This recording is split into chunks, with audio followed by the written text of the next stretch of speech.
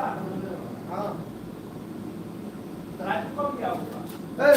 अभी मिल जाएगा, अभी कौन बजे फोन करो। अस्सलामुअलैकुम ब्रो मैं माइक से याउदे मकोल सी फबर फदराद्री मैं खंग रखा सुल्तान जलाली वार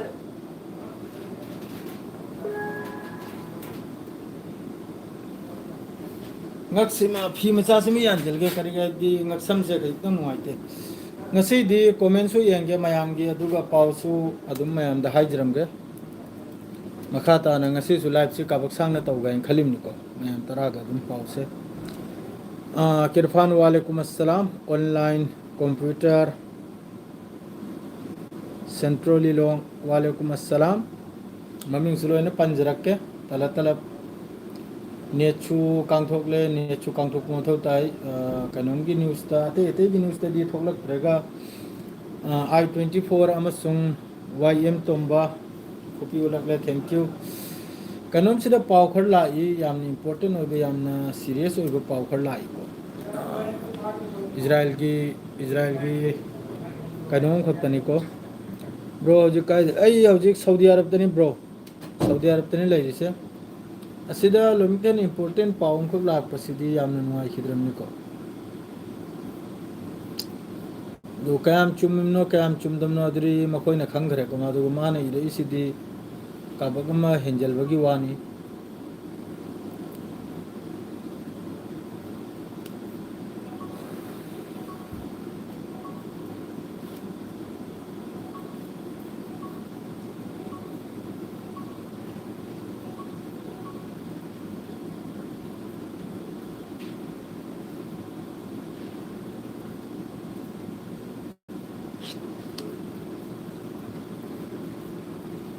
वालेकुम अस्सलाम आई मैसेज से पहाउदरे मैसेज में हम से पहाउदरे तला तला तौसीदा न होय मैं हम के थू बसीदा नहीं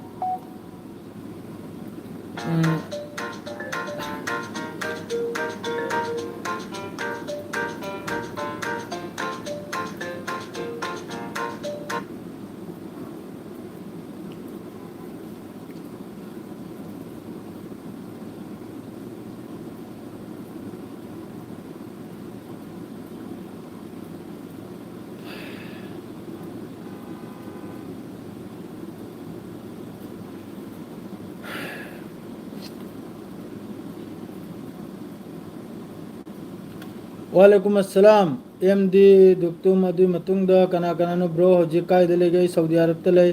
वालेकुम अस्सलाम फबास खान आर मारे नकोई मिंग मखै जगह तंग पाव दो हितंग वारे चाक चार ब्रो पावनु बले ब्रो पावनु बले अदुम हाजिर के मयाम दा कमेंट से जो अमक पाव फजने यंग दंग पाव हलदे अदुगी ngasi di कमेंट से जो यंग गाने इजराइल से लोईगदब क्या वालीगे ईरान मसी खर वाली मारे मरक सिद ओइरुबै चांस लेको मरक सिद खर मक्तबो लोइथोक लोइजिन तौदना शांति ओइग्रदि लाइम फगना खली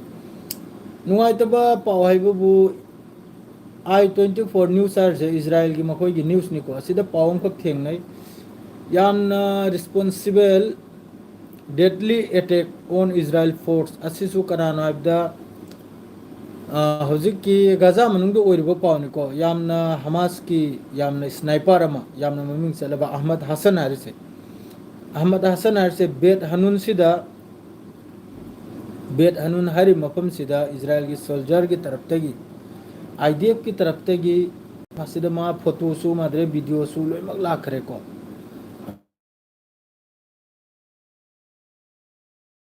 असीमा सही तौथोकिबगी जिक्की मिंगनबु रिसी अहमद हसन आइना असीमा सही तौथोकिबगी पावम लाइको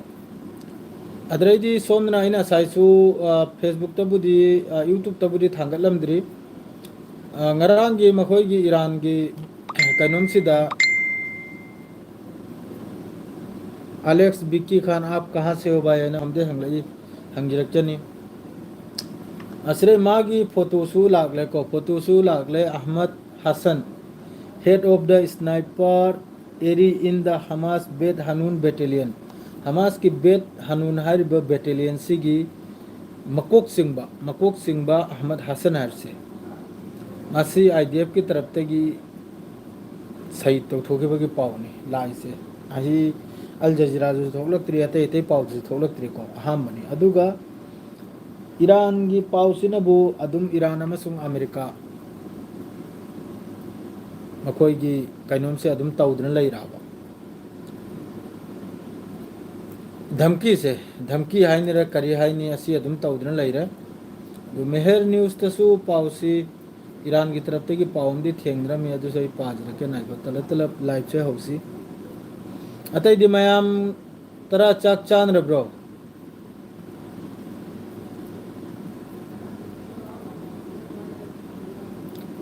ईरान की तरफ की अमक्का यूरेनियम इन्वेस्टमेंट लेवल से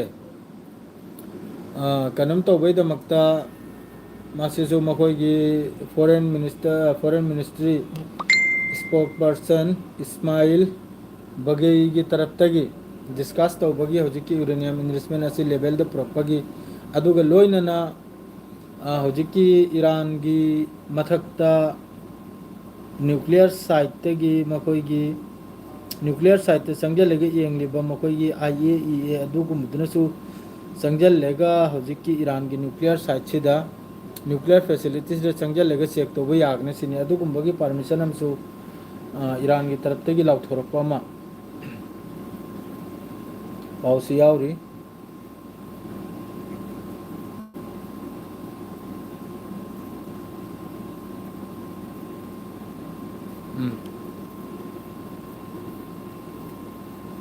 यारे हौजिक बिस्मिल्लाह होना होरसे मैम तरा कम कम तौ निम्न नुंगाई निब्रो मैम तरा मादो कमेंट दु कना कना नो अरांग सु कमेंट तगी लाइव अम से मोयने इताउ खरना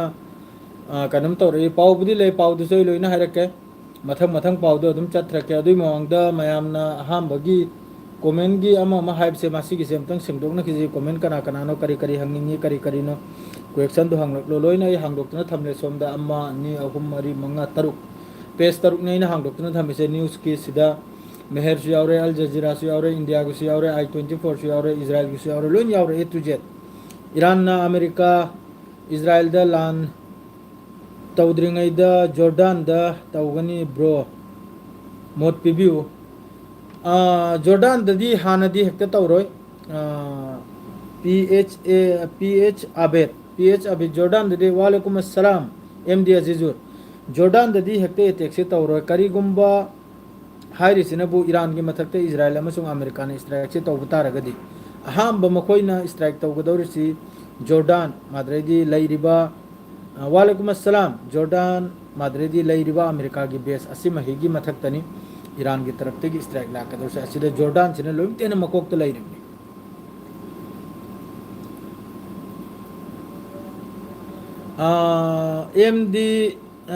MD नवाज शरीफ हाइजरके चाइना की लान की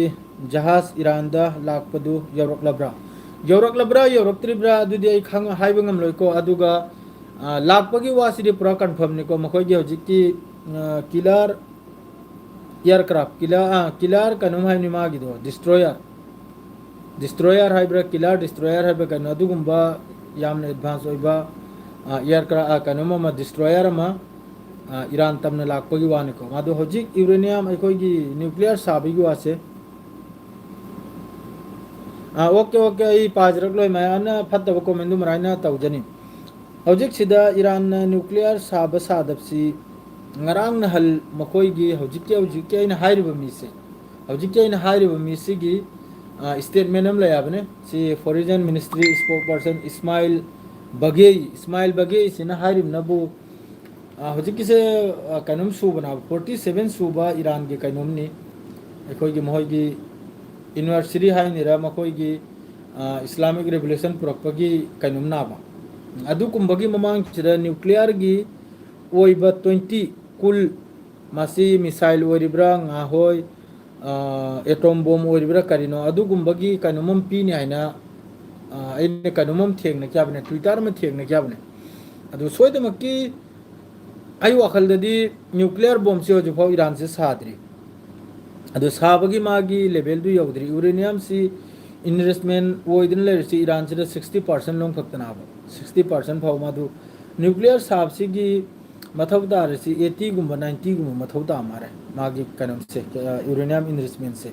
अदुक परसेंटेज तो अदुक लंगना सेंगदोक को मथौ ता मारे यूरेनियम से अदुई मतुंग दोई मारे हौजिक की सक्सेसफुली न्यूक्लियर बॉम्ब होइगरा एटॉम बॉम्ब होइगरा एनी बॉम्ब होइगरा साबे यारिसे अदुमक्ति यौद्रि मारे ईरान की से अदुमक यौदबदुनबु अदुई मथक्ता ईरान की मथक्ता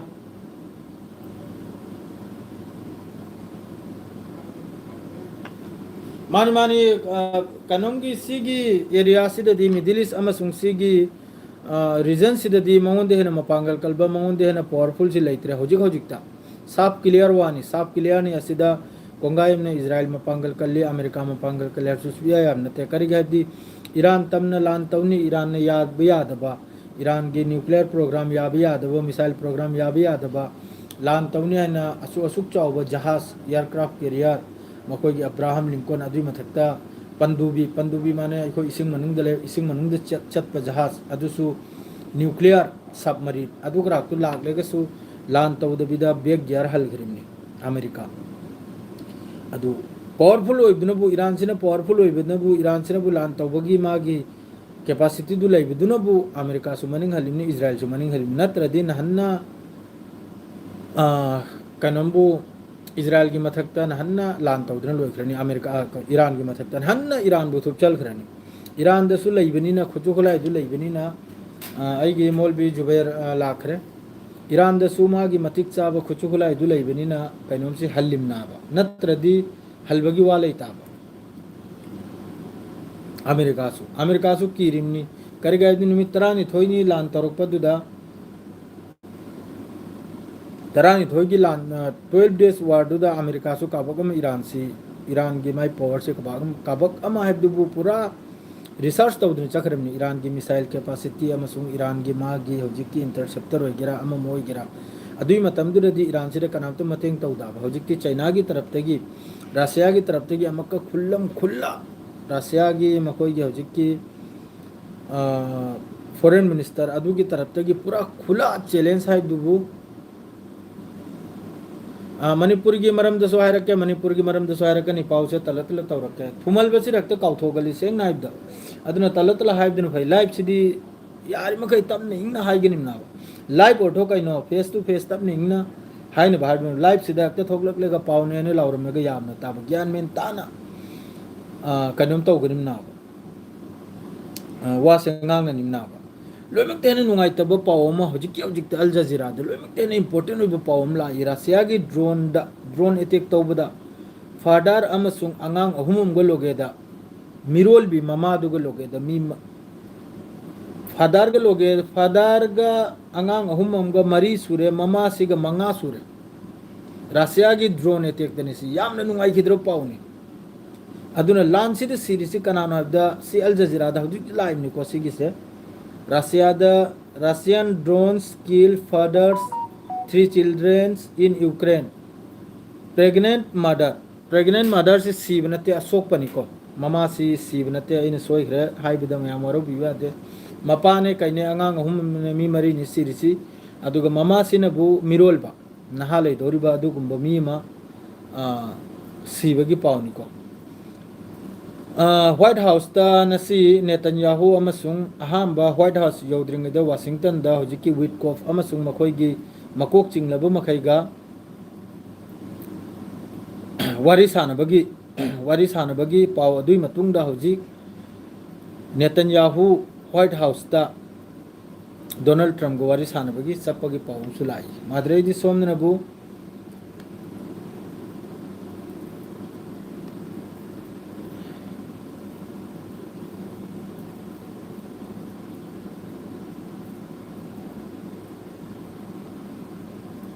West Bank yam sathina West Bank yam sathina kanum se tawriko West Bank yam sathina America की Israel की तरफ तक yam sathina जुलुम से तवरी West Bank मोंग नि अदुई मथक्ता आरो इन इंपोर्टेंट म आवंग से यावरे हौजी रफा दगी चंगले इबा रफा दगी थोई मखै से असिदे इस्लाम यई रिसी फिलिस्तीनी स्टेट की इस्लाम ने मान हारिस सिदा फिलिस्तीनी स्टेट की स्टामनी असिगुम्बा स्टाम सिगी मरमदा कनम से तौरगा डोनाल्ड कनम की नेतन्याहू की मागी नींद से आरोहन हराम होइग्रसी मान हारी से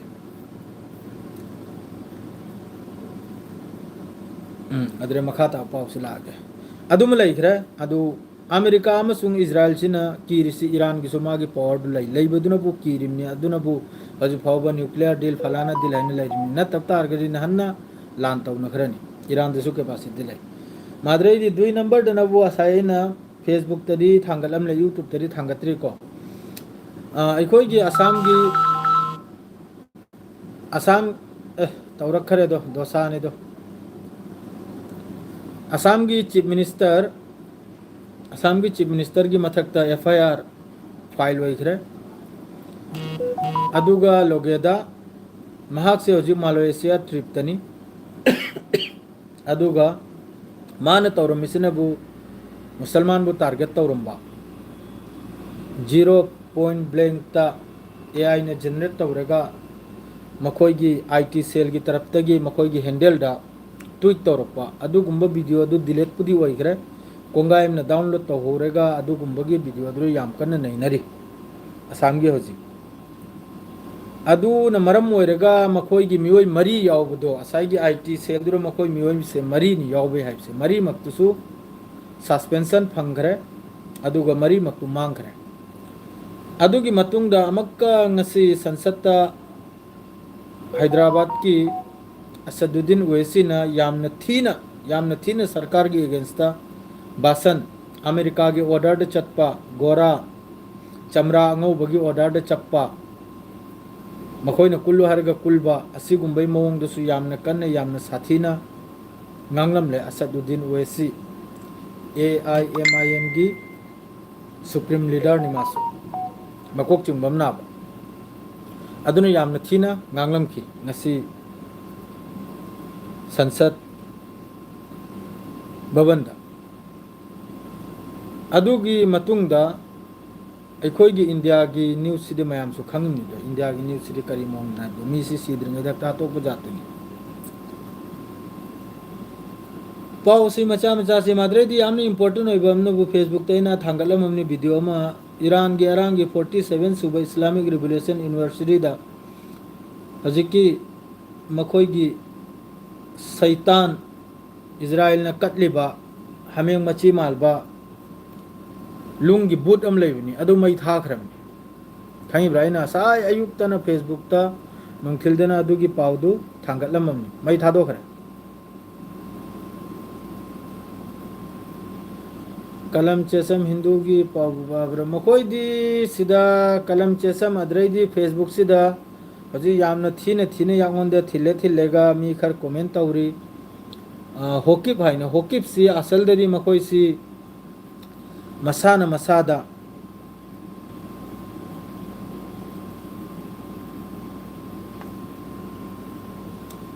मसाना मसाबु यहूदी ने खंजबा अमेरिका इजराइल ने लौखत्तबा खरम बुदी लौखत करे